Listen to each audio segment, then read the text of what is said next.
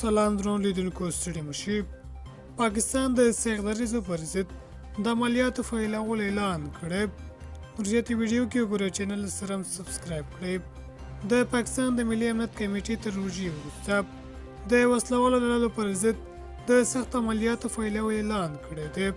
پاکستاني رسنیو وویل چې دا اعلان په اسلام آباد کې د لومړي وزیر شهباز شریف په مشرۍ د ملي امنیت کمیټې غونډه کې وشو. د لومړي وزیر له دفتره څخه په یوه خپره شوې خبرپاڼه کې راغلي چې په دې ناسته کې د وسلوالو ځواکونو مشران او د کابینې یو شمېر غړو برخه اخیستې وه.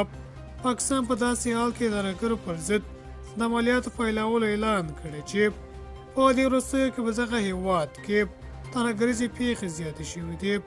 په اعلامیه کې راغلي د ترهګریزو او ناامنیو پیښو د زیاتېدو له امله له تحریک طالبان پاکستان سره د پخواني حکومت نرم چلند و.